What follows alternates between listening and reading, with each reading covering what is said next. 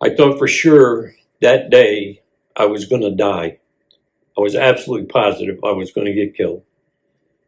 And to this day, I have no idea how I got out of there.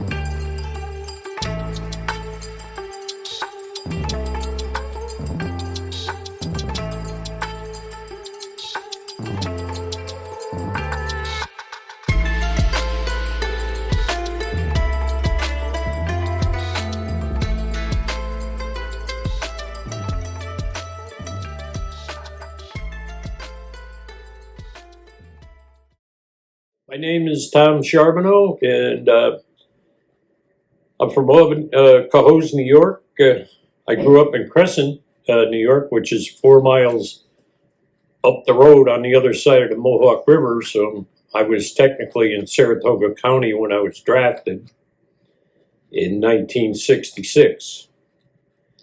From there, I went to the Albany Post Office. They gave me a bus ride down to New Jersey to Fort Dix, and they put me on a plane.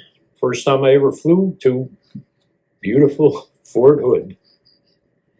There I spent the next, from the end of September to August 8th of 67, and then I shipped out to the Republic of South Vietnam.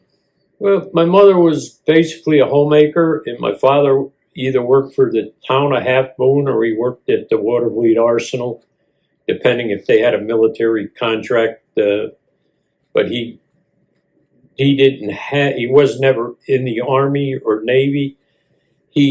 Whenever they had a big contract come in, he was an electrician. They would hire him, and as soon as the contract was over, because he didn't have a military background, he'd get laid off, and then he'd go back to the town. My younger years, all I thought about was playing baseball. And I was fairly proficient at it. I played for the high school team. The Yankee Scouts came up to watch me a couple of times, but they just didn't have any need for a guy that was only 5'7" and 120 pounds. So I went to work. When I graduated from high school, I went to work for the state of New York. I got hired off the typist list, so I had typing skills, which stood me in good stead later on in the Army. But after that, after I got drafted, took a leave from work for 2 years. They gave it to you. And as soon as I did that, I went on a two-week drunk, and by the time I went down to the induction center, my blood pressure was sky high. They said, I'll come down on the bus ride. And that's when I got to Fort Dix. Fort Dix, I was there probably for not more than a week. They gave us all these aptitude tests. And when the results came back, they called me in, and the lieutenant said, well, you got an aptitude for medicine. And maybe we'll make you a medic. We'll send you to medic school. And I said, well, if I don't go to medic school, what's going to happen? We're going to put you in the infantry, or we're going to send you to Vietnam. I said, well, if I go to medic school, what's going to happen? You're going to put me in the medics, and I'm going to Vietnam without a gun. I'll take the infantry. So that's what I did. I wound up at Fort Hood, did basic there with the 1st of the 46th, and survived the 8 weeks of that. And then I did what they refer to as AIT, which everybody but infantry is advanced individual training, but the infantry is just advanced infantry training. Survived the 8 weeks there, and they had this sign-up sheet, and they said, all you guys that want to go to Korea, sign this sheet. So a bunch of us did. We all wound up in the first Mechanized Cavalry, going to Vietnam in August. So I went through that duty station and got to August 8th, I believe. We boarded the planes to go to Oakland, California, to go on a cruise across the Pacific Ocean. Again, I don't even remember seeing the Golden Gate Bridge because they poured me on the ship. I woke up a day and a half out to sea, and it's, what am I doing here? And we had a stop over in Okinawa, and I only had $1.50 in my pocket, so I volunteered for KP that day, so all the guys could go ashore. That was one of the smarter moves I ever did, because they all came back with VD, and I didn't. So we got about a week later, we were cruising along, and we saw the coast of Vietnam. And I'm looking at it, and I remember Texas being brown and dry, and this was nice and lush and green. I said, this may be better than Texas. And it was initially, until we started getting shot at. That kind of took the fun out of it. When we landed in Chulai, we got all our stuff together, tracks unloaded, the tanks equipped, and about 3 days later, we were out on a road they called Thunder Road. And we wound up in this godforsaken place, and that was our home for a couple of weeks. And we didn't have a whole lot of action. We didn't take many casualties with the Cav. We got in a few skirmishes, and we did get a couple of guys injured. But for the most part, we pulled a lot of bridge duty, and we did some patrols, but the farmers didn't like the tanks going through the rice paddies, so we kind of curtailed that as much as we could. And we just survived. And then they had this thing, they higher up determined that it was best to have in-country transfers, so one unit wouldn't be going home altogether, and so I got transferred to A Company, 1st of the 6th. I was with the 1st Armored Cavalry, 1st of the 1st Cavalry. From we got in country August 28th, and I was with them until, I guess officially it'd be January 7th. January 8th, I joined A Company, 1st of the 6th. Somehow I went up to Gator. I met First Sergeant Rodriguez, and he informed me I was going to be in a 2nd platoon. Wherever they were located, I get shipped up to them. And the first member of A Company that I met, the 2nd platoon guy, was Daniel Denke. And I looked at him and I said, geez, he's an old man. I said, this may not be too good. And then I met the other guys, Bobby Driscoll and a few others. But we only had like a month to develop a relationship with all the guys in 2nd platoon, and then Lo Giang came about. And then most of the guys in 2nd platoon were gone. I mean, we lost 17 KIAs out of 35 that day that went out in that rice paddy. Another 14 were wounded.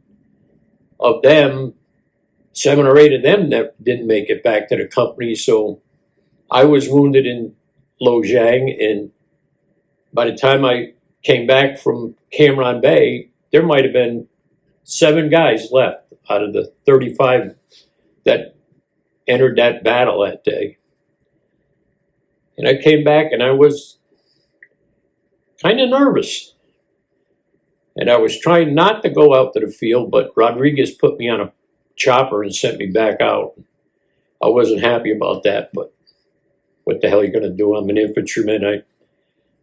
A good infantryman's always complaining, and I complained a lot. But I guess the real thing is to talk about Lo Giang. Like I said, I was just a rifleman. I didn't know what the hell was going on. But then I later found out that nobody knew what was going on. We had very little communication with the Marines who were up there to help. And they entitled that little operation Task Force Miracle. It was aptly called Miracle because it was a miracle any of us survived. The 2nd platoon was decimated. The 3rd platoon was almost in as bad a shape. They didn't suffer as many KIAs as we did, but they had an awful lot of guys wounded. It was crazy. I thought for sure that day I was going to die. I was absolutely positive I was going to get killed. And to this day, I have no idea how I got out of there. I just followed the orders that were given, and I was lucky to get out. And I've had survivor guilt a lot about that, wondering why I didn't get killed with all the other guys. They were all around me. I just was lucky.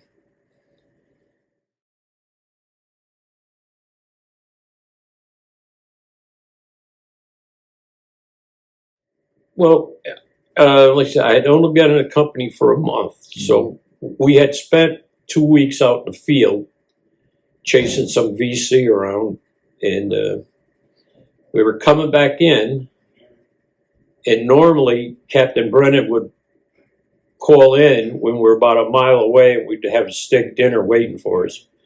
Well, I don't think he called in that time. We came in, it was probably, well, might have been the morning of the 7th. And I don't know if he knew that we were going to be called out or not. And we came in, they cleaned all our gear up, got ready for whatever was going to happen. And the next thing we know, we had to report to the helipad. We were going to go, we didn't know where we were going to go, but we were going to be assigned to help the Marines. And from what I knew about Captain Brennan, I thought, I'll bet he volunteered us to go to Khe Sanh or Hue. But no, that wasn't the case. We went to Da Nang. And we were to help the Marines secure the air base up there because they tried to overrun it. And the Marines were spread pretty thin up there, so we had to go up and help them. The evening we got there on the 7th, it was late in the afternoon or early evening, and it was getting dark, and they told us we had to go to this, we had to march in the dark, and we never did that. So we were going along this old railroad bed, and it was built up. So we're going up, and we see these spotlights shining back and forth. Well, the minute they spotted us, the Marines started shooting at us, 50 calibers. We all get down. Captain Brennan, anybody hit? Nobody's hit. And a green starlight flare was supposed to be shot up. That determined you were friendly. Shot the green spot, the flare up. We stood up and they shot at us again. So then he did it again, and I think they got the message and they didn't shoot at us anymore. But I don't know if we were supposed to be a surprise element that the NVA wasn't supposed to know about it, but the surprise was over when they shot at us. So now they knew we were there. We didn't know they were there, but they knew we were there. And that we got to our night lager, and it was in this little village, and that's where we dug in. And it was like 2 o'clock in the morning. So first light, we wake up, get all our stuff together, have whatever we're going to do, go out into this graveyard. And we took up positions out there, and we were receiving some fire from the other side of the rice paddy field. And it kept up sporadically. from like 8 o'clock till 10:30. And then somebody said Captain Brennan was getting annoyed and we were going to do something about the sniper fire. So he put us on line and we marched out into the rice paddy field, and it wasn't a good thing. Platoon was on the left, and there was like a drainage ditch on the left also. They got hard up against that, and then we were spaced out at intervals like maybe 10 yards apart. So we had a big line, and the third platoon, then it was headquarters with Brennan and his 2 RTOs and Larry Swank and his RTO, and I don't know who else was there with them. And then the third platoon was farther to the right. It was the same deal. I'm imagining they were 10 yards apart too. So it might have looked pretty impressive coming out, but we did not know that the NVA had already been in that rice paddy waiting for us to come out, I think. And we opened up on the tree line. We got about maybe 2/3 of the way across. It's like 400 yards across. We might have got maybe 2/3 of the way across the rice paddy. We opened up on the tree line, and by that, when we got done with our initial volley, it sounded like the world was on fire. I never heard that much gunfire coming back. Mortar rounds were coming in, and I'm thinking, we can't stay here. And I said, I'm going to die. I just know I'm going to die. And bullets are coming by me, and this mortar round hit in front of me on the other side of rice paddy dike. The second one hit exactly behind me, and the third one hit about 2 feet to my left. I got wounded from that one, got wounded from the second one, got wounded from that one. Then they had an order to fall back. So we went back 1 rice paddy dike. I just got in behind the dike, ready to get going again, and a mortar round landed about 6 inches away from me. And the only thing saved me was muddy, and there was a lot of water in the rice paddy at that time. Kind of blew me over, but it didn't feel like I had any more shrapnel in me, but I did. But I didn't know it. And then the order came back to keep falling back, so I kept falling back 1 rice paddy dike at a time. A lot of guys were crawling. I got up and ran back to the next dike. And that's what I did until I ran into Joe Calandria, and him and I managed to get in the rest of the way. I was never so scared in my life that day. And I don't ever want to have anybody go through what I went through. All I know is when they gave the first fallback order, the only person to my left that got up was, I guess it was Ralph Dahman, his assistant gunner. He was a machine gunner. They made it back 1 rice paddy dike, and he got killed. And the next mortar round came in. That's what they told me. But I mean, nobody to his left got up to fall back. They may have been crawling back. I don't know. It was a lot of soft mud, and they had it flooded. There was like maybe 5-6 inches of water in it. So that when the mortar round hit, it went into the mud before it actually detonated. So it took a lot of the power out of it. I think they were only rifle-held mortars. I mean, I figured out I was the 12th or 13th guy from the left. So I think it was, I don't know what squad that was.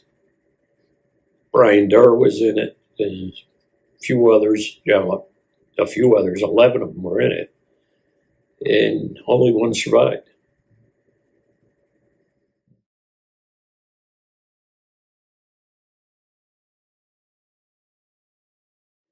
I remember him, you would see him take off from the airfield.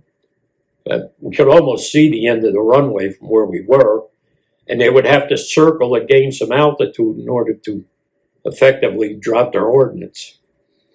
We had Marine gunships were flying cover for us in the beginning, and as soon as the mortars came in, they seemed like they disappeared. And then they didn't come back for a long time, and somehow we got our gunships up from Chulai, which were the Minutemen, and then they started taking control of stuff. They were very good. They saved our asses more than once. There was a lot of noise and a lot of smoke. They weren't. I don't believe they were dropping napalm at that time, but they may have.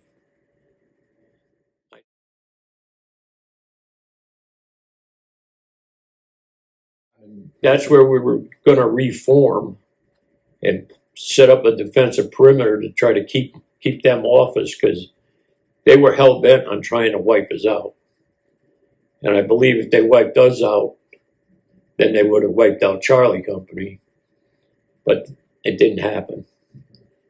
It's like I told some of the guys when I finally got in the PTSD group at our local VA, I said, they sent a bunch of them, but they didn't send enough. Oh, it probably, well, I would say it took almost an hour to get whatever length it was to get back, because you couldn't just go on a straight dash. I was getting up and I would just run maybe 20 yards to the next dike and drop there. And after the second time the mortars got, I was pissed off. I said, come on, you got me enough. It's somebody else's turn.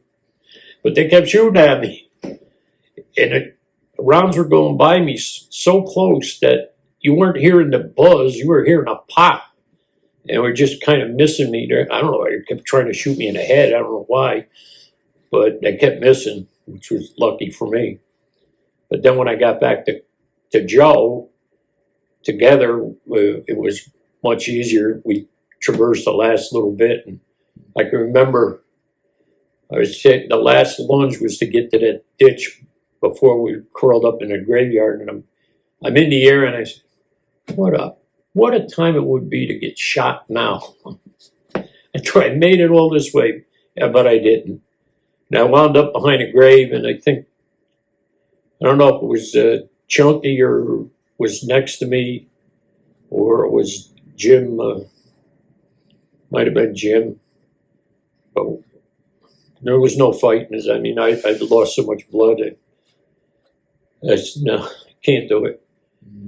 It was so bad they brought the battalion surgeon out to do infield triage on us. Because I think the first ones to go out were Captain Brennan, and I think Denke was on the first chopper out.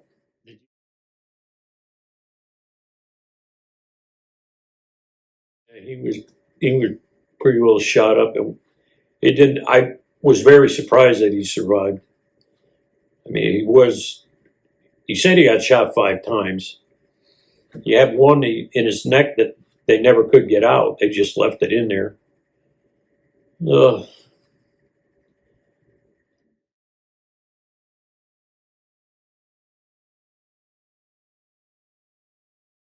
No, he was farther to my right, I believe.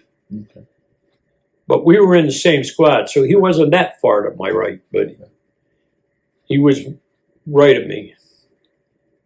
Because in that first list that he made up, he sort of had me half-ass KIA, because he didn't know how to spell Charbonneau. He caught, then it was Frenchie, so he had me not KIA anymore. I was WIA, which was good for me. Yeah, that's what they called me. Well, Bill Stewart from the cab called me that, and it just stuck. It was easier than saying Charbonneau.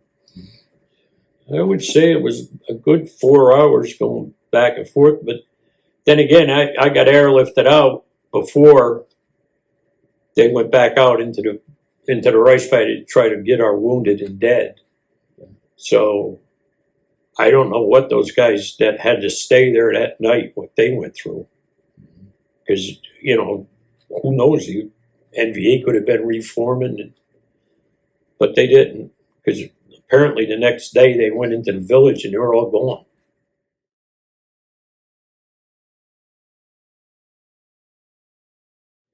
Well, I spent one night in Da Nang at the Marine Base Hospital, and then I went down to Cameron Bay for about 2 weeks. They stitched me up and sent me back up to Gator, and then they sent me out wherever the hell the LZ was that they were close to, and they pinned the medals on us, and that's when Rodriguez informed me that I'd be on the next chopper going out in the boondocks. First night I'm out there, our new platoon sergeant comes up to me and says, "I don't know how to tell you this, but we're surrounded." I go, "Holy shit. What the hell are you telling me that for?" Second platoon, Okay. same squad, only Everybody, I was the only one left. So I had a whole bunch of replacements. And, you got to get to know them. You got to prove yourself again. They got to prove themselves that, you can trust them. And that was the only problem with in-country transfers. The guys that you were with knew that you could be trusted, but now you're going with a new bunch of guys that they don't know. So you got to prove yourself again. And on it goes. now,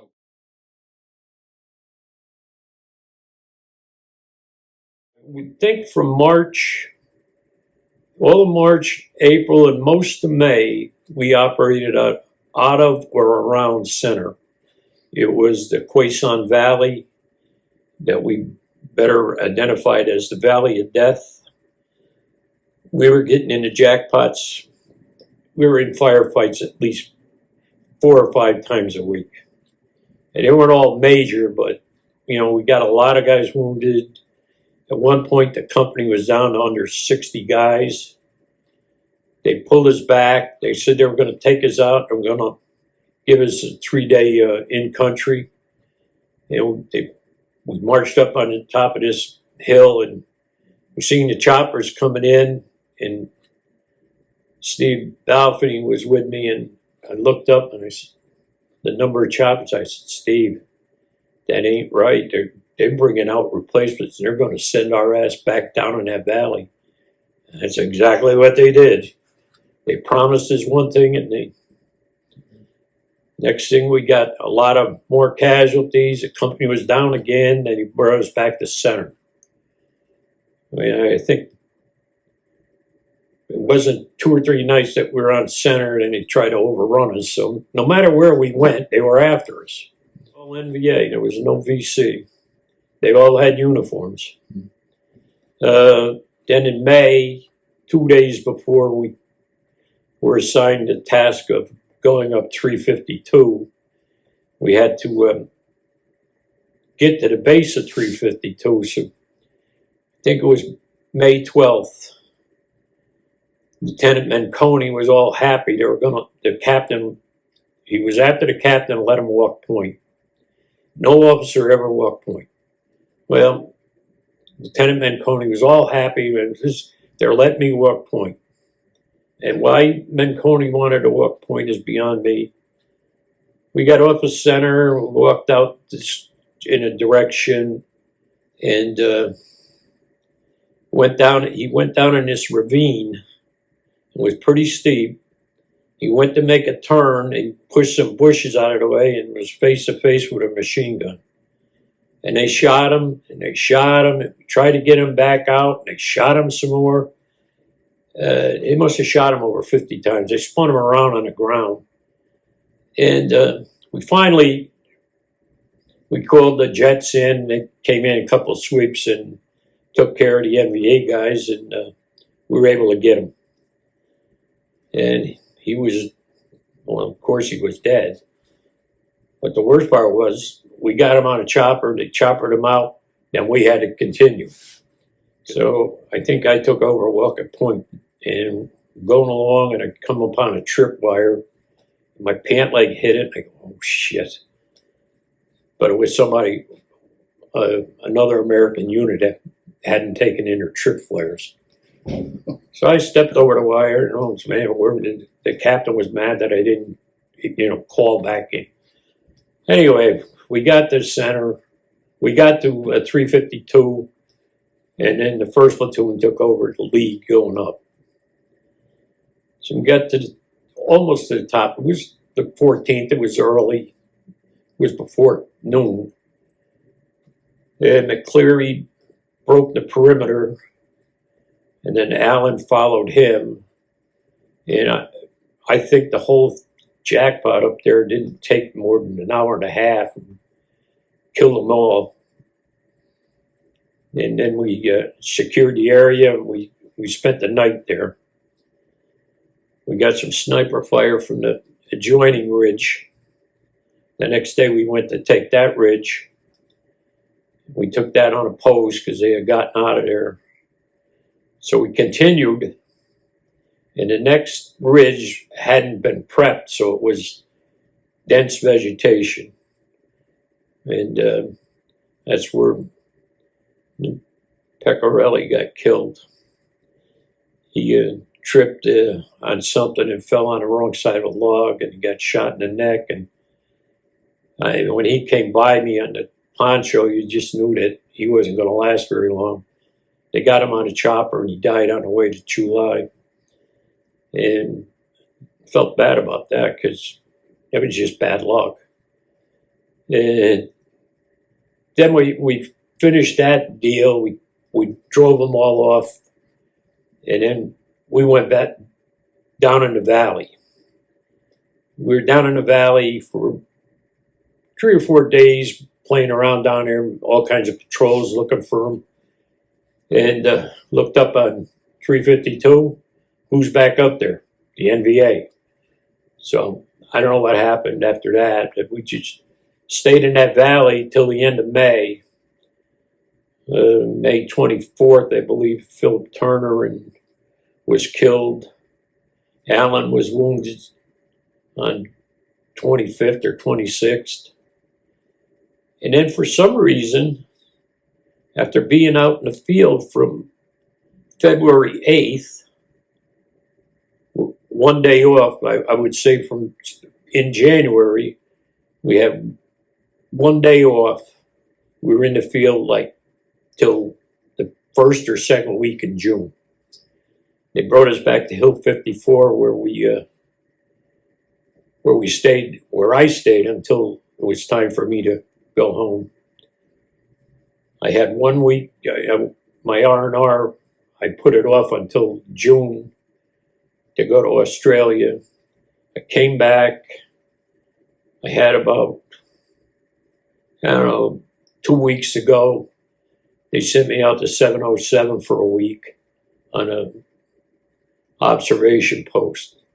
And I said, Sarge, when you send me out there? I only got 14 days to go. I want to go home. He assured me I'd be safe out there. Okay, well, fine. I did it. And finally, when I came back in, I had 7 days to go, and something was waiting for me when I got there. My orders to go home. I left Vietnam August 3rd, 1968. And I was home August 5th. My birthday was August 6th. Lucky me. Good birthday. I didn't spend one birthday in Vietnam because I left August 8th and came back August 5th.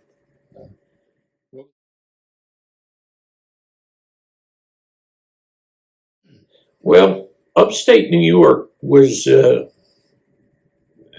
probably find this hard to believe, but it was more rural than big city.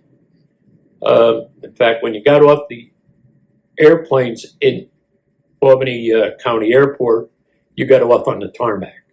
They wheeled out stairs and you got off there. I didn't tell my parents I was coming home, and nobody was there to greet you. We didn't have any demonstrators at the time. The only ones that were demonstrating were at the big cities. And I took a cab home, and being that I was familiar with the woods around our house, I knew where there was a path from the upper road. We lived down by the canal. So I had the cabbie drop me off at one of these paths, and I walked down through the woods, went to my aunt's house, who lived right next door to my mother, and she called my mother, said, "Hey, get down here, somebody wants to see you." And I surprised her. And then she called my father. He came home from work, and it was the first time that he ever shook my hand. Gave me a hug, and then he went back to work, which was fine. I mean, and she said to me, Tom, what do you want for dinner? And I said, Ma, I don't care what you cook, but just cook a lot of it. And she did.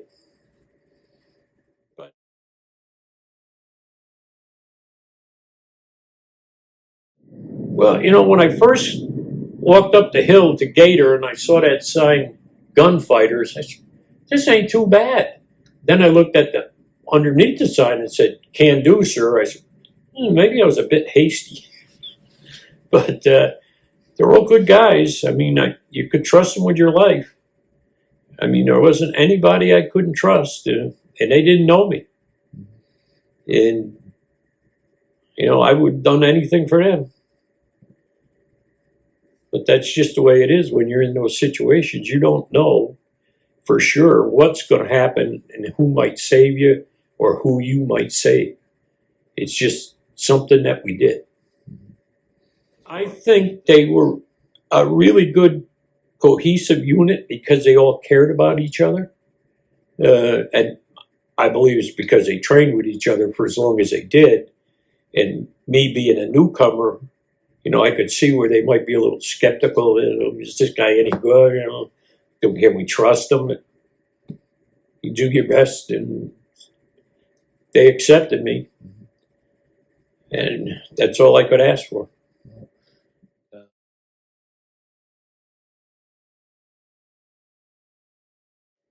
Yeah, it's hard. You know, I got married. I got home in August. I got married in December, and I didn't meet her until September. Okay. And she had no idea what I was like before, but the after version of me wasn't like the before version. And we stayed together for 5 years, but she just couldn't handle it. I was getting worse, and she did the right thing. She got away from me, I think. Of course, at the time I didn't think that, but I do now.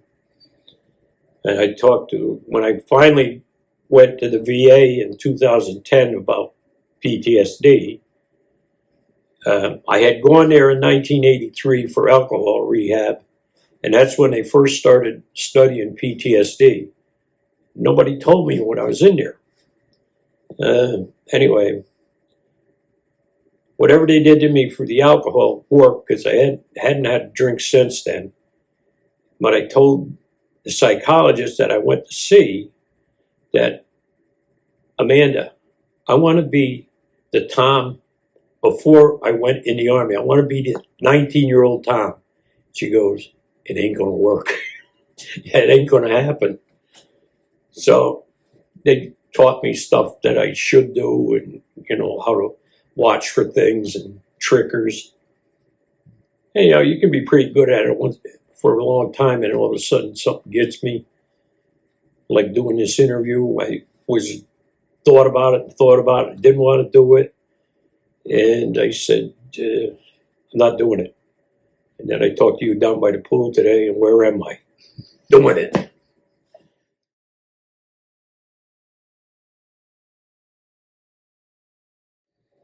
Well, we knew each other from before, like she used to come and watch me play baseball in 64, 65. We didn't date or anything, we were just friends. We knew each other. And that was just it. You know, we had other friends. Like I didn't get an automobile. I couldn't drive until I was 21. But I had a friend that had a car, and we used to hang around in Cohoes, and we'd hang around with Tessie and one of her girlfriends or a couple of her girlfriends. And, you know, it was just teenage stuff. I never thought of her as a candidate for wifery. But we met again after I got divorced. We met in a bowling alley, and, you know, she liked to bowl, and so did I. And we hit it off, and we dated for a while, and we decided to get married. And we've been together for 49 years. I kid people. I said I married the wrong one first. Yeah, we got married in '75, and I kept drinking until '83. But effectively, her father was in World War II, and he was in the Army Air Corps, and he was in the Pacific. So she effectively married her father. He drank a lot. I drank a lot. Finally, when I quit, then things started changing for us, and things got a lot better. I tell the guy next door who likes to drink, I said, you know, Tyler, when I stopped drinking, life got easier. It was a hell of a lot less complicated. Well, you drink to forget, and then when it stops working, then that's when I got in the VA for alcohol rehab, and I'm still upset that I wasn't a candidate for PTSD, because I really feel that alcohol is a symptom, but they didn't put it together. It was okay. Well, it's a hard disease to understand because it affects people differently. Like originally when I was working, I didn't think about it that much. Mm-hmm. But the minute I retired and I'm sitting in the backyard smoking a cigar and I'm thinking about, you know that they were human beings too, and I was trying to kill them. It just doesn't mesh with the way I was brought up. But on the other hand, they were trying to kill me. So you rationalize it's okay, but really, when you go see the guy on the other side, is he going to say the same thing? I hope so. I had to do it. I mean, it was, the simplest terms, it was them or me. And I had a will to survive, so I was willing to do what had to be done. I didn't enjoy it. Some people may have thought it differently than I did. I don't know. I just know the way I thought. But being brought up Catholic, life is precious. But I don't make any bones about it. First firefight I got in Vietnam, I playing around, I said, Audie Murphy has nothing to worry about from me winning more medals than he did.